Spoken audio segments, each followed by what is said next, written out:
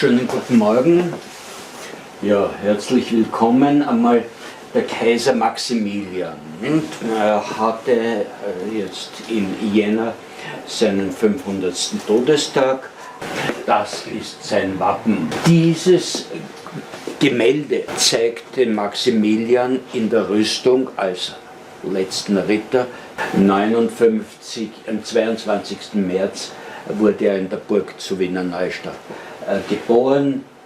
Hochzeit mit der Maria von Burgund. Man kann sagen, eine gute Partie mit der Maria von Burgund hat er Burgund als Erbteil mitbekommen. Übrigens, die Hochzeit fand das erste Mal statt. Da hat er einen Vertreter hingeschickt. Sowas war damals nicht ganz unüblich. Dann eine Krönung zum römisch-deutschen König. Da war er noch König. Er ist verhältnismäßig zeitig verwitwet gewesen. Dann heiratet er Bianca Maria Sforza. Da hat er mehr als Geld geheiratet. Dann 1493 stirbt der Herr Paar. Ab 1508 wird er dann Kaiser des Heiligen Römischen Reichs deutscher Nation. 1519 ist er dann in Wels verstorben. Er wollte eigentlich nach Wiener Neustadt. Maximilian wäre ohne gewisse Weichenstellungen vom Friedrich III., also seinen Herrn Papa, nicht das geworden, was er heute in der Geschichtsschreibung ist. Er war sehr fromm, dennoch 14 uneheliche Kinder, die er anerkannt hat. Wie viel er nicht anerkannt hat, darüber schweigt die Chronik. Er beherrschte 7 Sprachen. Übrigens, die Maria von Burgund, sie spricht kein Deutsch, er kennt nur gebrochen Französisch. Die haben sie auf Latein, habe ich mitgekriegt, verständigt. Handfertig, humorvoll, Förderer der Wissenschaft, ein Renaissancefürst. Man merkt auf der einen Seite die Darstellung als Ritter, aber er geht schon in die neue Zeit. Das ist die erste Frau von ihm, die Maria. Sie haben sich sehr geliebt. Wie gesagt, die Ehe hat nicht sehr lange gedauert. In Brügge ist sie dann schon verstorben.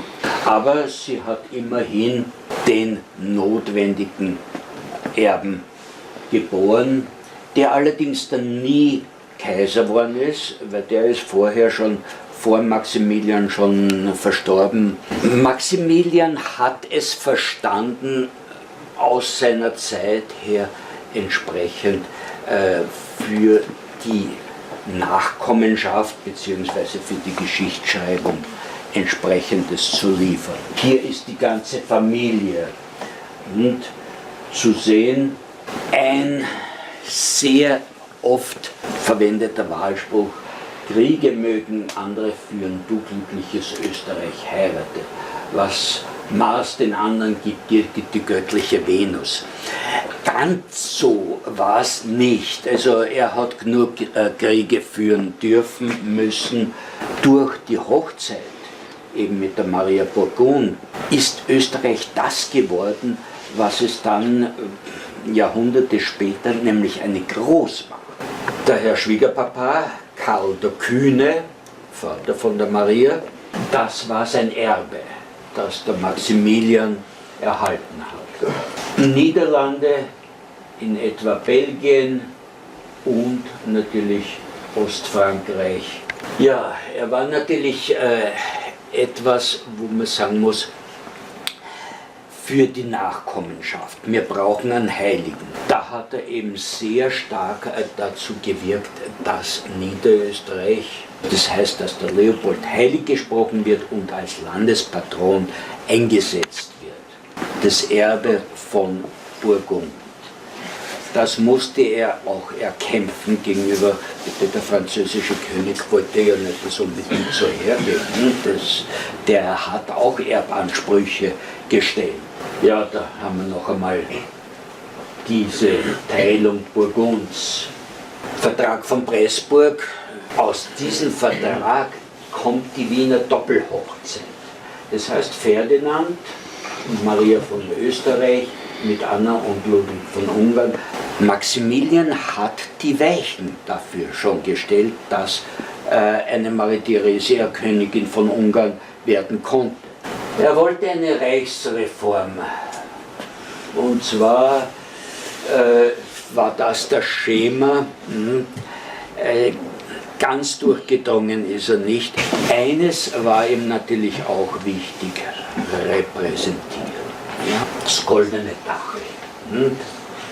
Mit 2657, bitte, ich habe es nicht nachgezählt, vergoldeten Schindeln. Das Zeughaus um 1507, also er hat verhältnismäßig zum Schluss viel in Innsbruck Zeit verbracht, hat von dort aus sehr gerne regiert. Er war natürlich ursprünglich viel im Burgund. Die hatten nicht so eine ständige Residenz. Basler Friede 1499, es hat auch Probleme mit den Schweizern gegeben. Schlachten hat es genug gegeben, die der Maximilian führen musste. Nicht alle siegreich beendet. Dieser Hut, den können Sie in der Schatzkammer in Wien heute besichtigen. Es war die Krone des Heiligen Römischen Reichs deutscher Nation. 1508 ist die Ausrufung zum erwählten römischen Kaiser.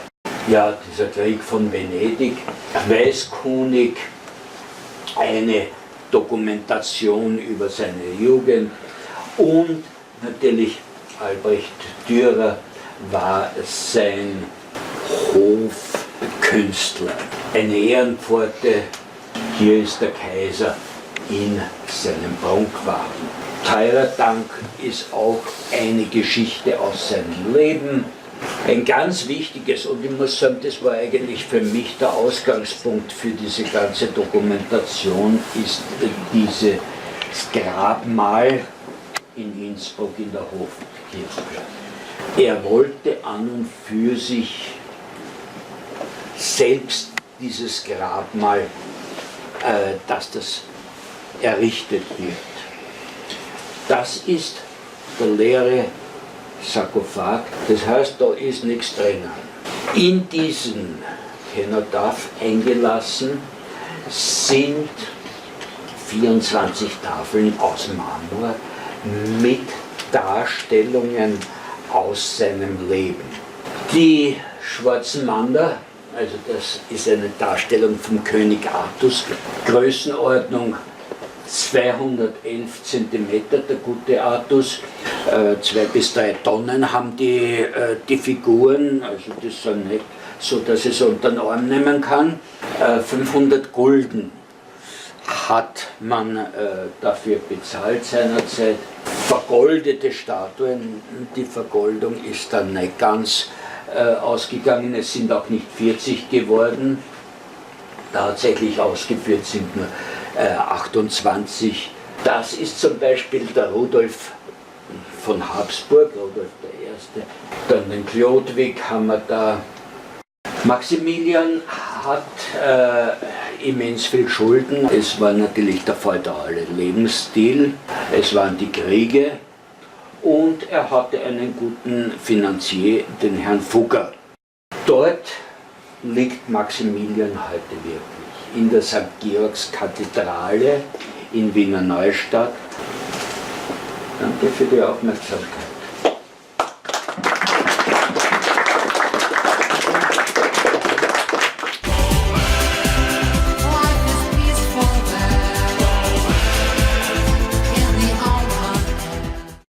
What does he say to you? Computer. Computers. What else? Chips. Pocket calculators. The story starts in the 30s of the last century. On the Stanford University in Palo Alto. Stanford University was founded by a governor of California. That's the Bay Area, San Francisco, and Palo Alto is here. And at this university, there was a Professor Thurman, and he told to his guys, found companies. The whole industry is on the East Coast, on the West Coast we have nothing. Two students, Bill Hewlett and Dave Bucket, said, okay, let's start. Where? In a garage. It's now a national monument. This was the first product they made. It was an audio oscillator, and it was used by Walt Disney for the trick film Cinderella. And their philosophy was, we will produce super products, high quality. 1930, it starts a war, and so the new instruments for the radio communication. The idea was an open-minded culture, and that's a HB way we got. It's like a Bible. Decentralization of management, management by objective, management by walking around. That means that the manager is always available in the company. Open door policy means you always can come with a problem. First name, atmosphere. I have been the Anton. Open communication, and also they grow up, and now they had to split up if the office is too big. We would like to grow up only as far as we can finance ourselves. Don't take bank credits. But this means you have to be very careful. You have to keep your inventory level as low as possible. You have to get the money back from the customer, that the customer pay in time. More business die from indigestive than starvation. So if you cannot track more than 500 names, company will be split up. How they choose no sites?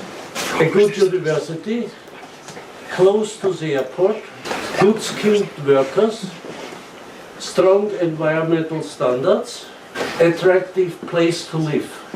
So, and the founders was trying to give a standard way of processes.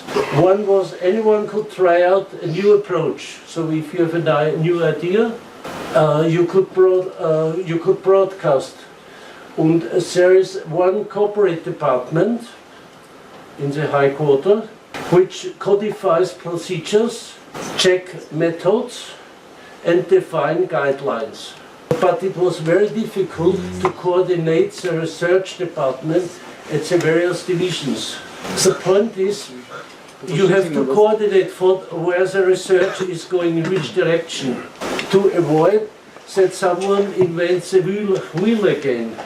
So, 1959, that was the product line. First, they moved over to Europe. The headquarters was in Geneva, and the first factory in Böblingen is close by Stuttgart. So they started computers, but also they broadened the business to take over sample medicals, and so they moved over also in the medical part. They using the strip recorders, printer for other industrial business. Then they produced blood cell counters, ultrasonic. Then 1963 they started a joint venture with a Japanese company. It was a disaster at the beginning. So then one, Kaiser Sasaoka, convinced the founders to implement the Japanese management culture. Everyone is responsible for his product and for his thing, what he's doing. High quality. So, and then this was the first computer which they developed in the meanwhile. This was a big cabinet with a teletype. Company bigger and bigger, they're looking for an additional department. They take over a scientific set with chemical analysis devices. All the complete production line of these liquid analysis devices was sold to Austria. Everyone was researching if the wine is really good. This was the first product. It was 68. It was a kind of PC. We had small magnetic stripe to remember the memory. The display were 4 lines and around 50 characters in one line. But you could calculate, and it was I think in BASIC, and every key was one basic function. And in 71, Don Höfler said Silicon Valley. That was the invention of the Silicon Valley. Because a lot of companies were around, as the computers was very successful, Bill Hewlett said, why we can't create an electronic slide rulers? And they would like to produce something electronic. We have some engineers at General Electric which will use it, and they will be happy. And it was a HP 35. You know why 35?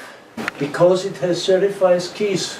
And it has one memory, one line you could memory, and it was in Polish notation, opposite to Texas Instrument. It was very expensive. Then also it was a 16-bus computer was designed for office applications. It goes ahead. First was the peripherals were bought from other companies. And then HP found out, okay, we can produce ourselves. They found out they can sell it without a computer also. So every division produces this and sold it themselves. This on the left-hand side is a terminal, and this, from my point of view, is one of the first PCs. It has 2 cassettes. You could have 80 one line, 80 characters, 20 lines. You can edit. You can save on cassettes. On the right-hand side is a magnetic tape. This was also a funny product. It was sold everywhere. It was on oil islands, on development ships, everywhere. It was unbreakable. Then it's a magnetic tape. This was such a drum, very heavy, and you could have 50 megabytes. 1976, a young guy called Bill Hewlett and asked for a specific chip. He got it, and he also got the job to make his practicum. And together with his mentor, they designed a PC. And the management says, shit, let's play. So they founded their own company. Do we know which one it was? Steve Jobs. Yeah, and Apple. So also they founded a watch. This was a disaster. Apple Watch. No, it was an HP watch. HBO1 it was called. It was very complex. You had to have a small stick. 2 sticks. It was a counter. Another product, HP 300. It was 4 years, very expensive development. And as it was finished, out of time. This was together with Canon. Was designed a laser printer, a huge one, who could print, in 1 hour you could print a pile in this height. And in 1981, Joel Birnbaum joined HP. He left, he was an IBM engineer, a special computer structure, very fast, but IBM says, oh, nothing. So he got to HP, was head of the HP labs. He was a co-developer of Unix operating system. It was also one philosophy of HP, to have an open architecture. So you know exactly on a plug what signals are on it, and you could connect your own products on it. There's also one important point. From the design phase, the service is participating. Then that was a super product. One of the top managers says, I would like to have such thing, it's kind of my personal computer on my desk. And it was called HP 150. It has a printer, built-in thermoprinter, and it has a touch screen that was an infrared net, and depend on the points, on the crossing points of the infrared. And then it comes a small desktop laser printer and also an inkjet. They were standing in the coffee pot and the coffee machine, the coffee top. What would be when we put the paper on it and we print? This was the idea to inkjet. 86, it starts a very expensive development spectrum with a reduced instruction set. That means it had only 20 or 30 instructions, and also subroutines where you will call applications now on the handys.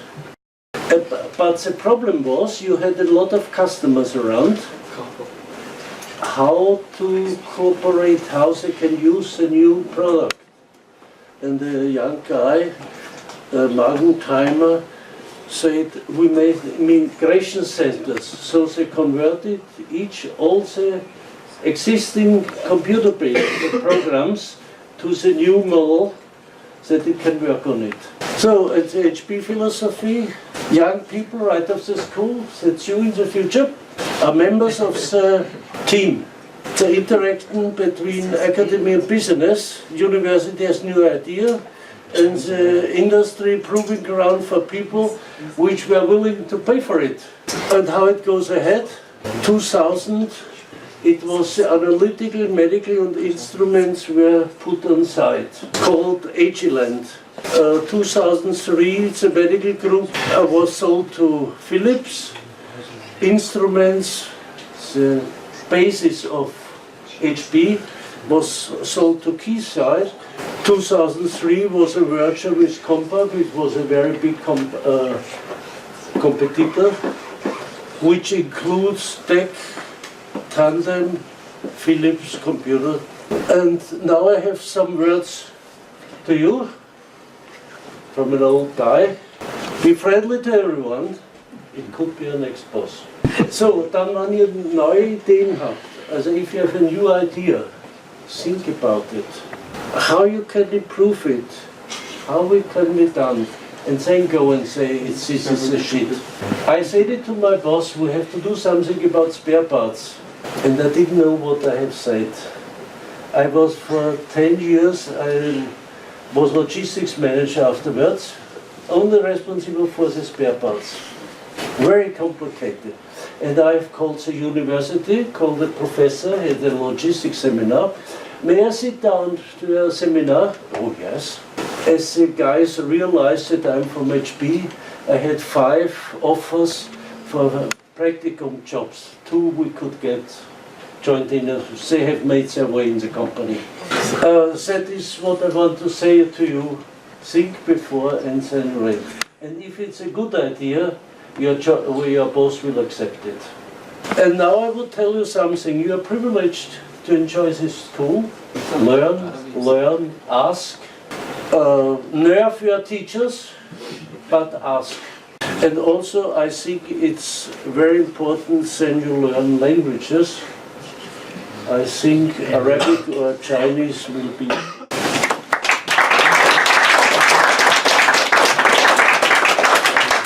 Eine Seite